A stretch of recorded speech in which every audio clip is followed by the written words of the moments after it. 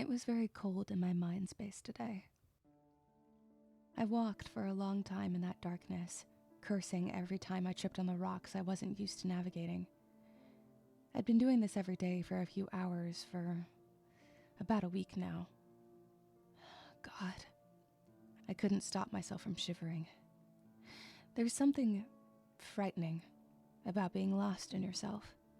You feel like you should know where you're going, but you just don't. I hardly knew what I was looking for.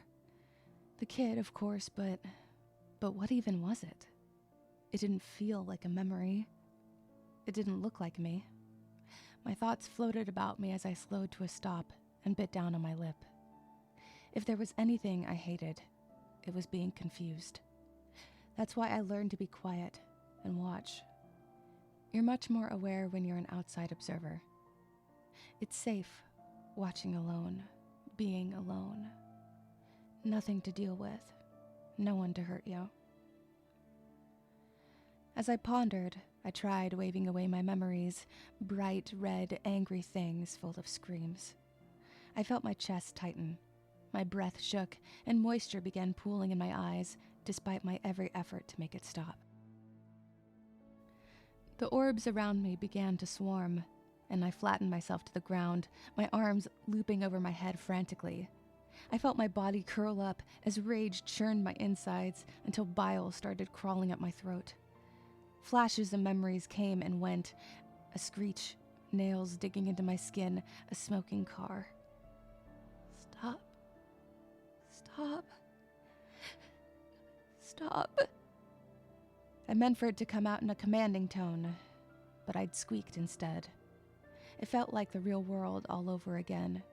Being battered by negativity and pain again and again, being unheard, being unloved. It was agony. Just agony. My mind space was supposed to be my haven, and now, with the smallest of cracks in my armor, the hurt and uncertainty swarmed and swallowed me up in a blackness deeper than my mind space itself. Stop, stop, stop. The words repeated in a deafening silence over and over as a cry escaped me, and I curled my body up even tighter. Stop. Hey! Stop. Hey! Stop that, you meanies! What in the hell? Suddenly the thoughts around me scattered as the sound of bare feet rushed in my direction. Uncovering my head, I looked up. A small, ghostly kid panting wildly through a furrowed brow and wagging finger. The kid gave a huffy breath, rubbing its hands on the shorts that were nearly dwarfed by the oversized shirt it wore. They're awful mean, aren't they? It looked at me. As we peered curiously at each other, its ghostly form became less transparent and much more solid. I sat up, my face contorted as I stared. It furrowed its brow at me and bent at the hip, its eyes level with mine, its face a breath away. I felt myself grimace. Children are just not my thing, especially not when they're this close. Well, I don't like you either. What the fuck? That's a bad word! I sprung to my feet, taking a few unsteady steps back, my eyes locked on the kid. What the fuck? No! Shush! It gasped in shock and covered its ears, making a cacophony of la-la-las. I stared in bewilderment. I looked around for any semblance of thought and found none. I was utterly, perfectly confused. Kid, wait, hang on. Surprisingly, it shut up. You can read minds? Its jaw fell agape as its eyebrows went up as far as they could go. What's... It burst into wild laughter.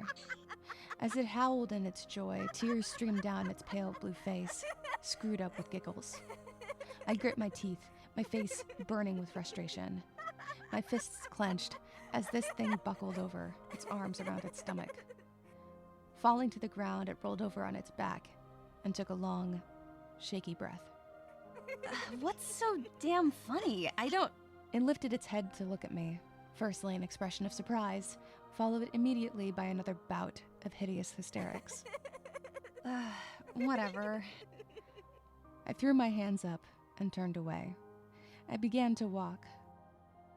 This is just ridiculous. Can't believe this. Things were more perplexing than ever, and thoughts whizzed past me a wild tornado. If I just ignored it long enough, it'd go away. That's how I dealt with most of my... Wait! Don't go! I rolled my eyes when I felt a hand tug on the hem of my shirt. I stopped and brought a hand to my forehead. It throbbed. You're not very patient, are you? I whirled about and snarled at the kid. And what in the hell do you know about patience? It didn't look scared, not even surprised at my hissing. You didn't let me answer your question. Oh, is that all? My tone was sarcastic, but a part of me was burning with wonder. I can see what you're thinking because we're in your mind, silly. A burst of giggles erupted again. Of course. Duh. I sighed. Right, that makes sense, I guess. You're kind of mean, too. What? You're mean to yourself. I mean, you're not stupid. The kid's lips pursed in thought as it looked at me. I gave a start, my chest tightening again. You're perceptive? What's that? My eyebrows arched in surprise as my lips parted. Its eyes moved back and forth, and it shuffled from foot to foot expectantly. Jeez, really? It shrugged. Perceptive. It means, I don't know, you see things good, I guess. It's like a type of smart. Oh! So, like how I can see that rock over there. I turned around and was met with blackness. I don't see anything, but I guess... Come here! Ah, jeez, kid. It gripped my fingers, its palms surprisingly warm. I let the kid lead me, half wondering if there really was anything over there, and the other side of me perplexed at how real its touch felt. I assumed it'd just move right through me.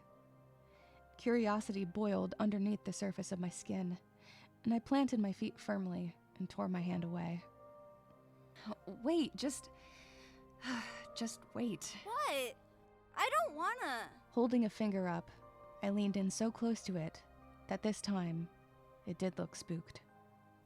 Shut up! It froze. Sighing, I continued, frustration spilling over into my voice. What are you even? How did you get here, and how can I get you to leave? This is my space, and no one is ever in my space, and I intend to keep it that way. It said nothing in response, and terror made it tremble so much that I thought it'd fall over. The kid took a step back, whimpering. Oh no, you're not leaving until you answer me.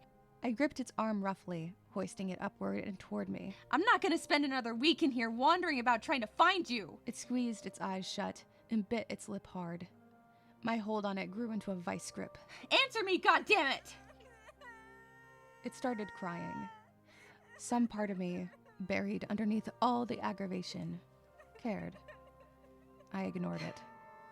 The kid sunk its teeth further into its skin, blood beginning to trickle down its chin, mixing with tears. Still holding on, I sunk to my knees as we kept our eyes locked, sobbing at one another. I didn't even realize I was crying.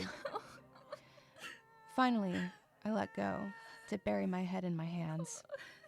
I heard the slap of footsteps on the ground as it scampered away, wailing into the blackness that eventually consumed it.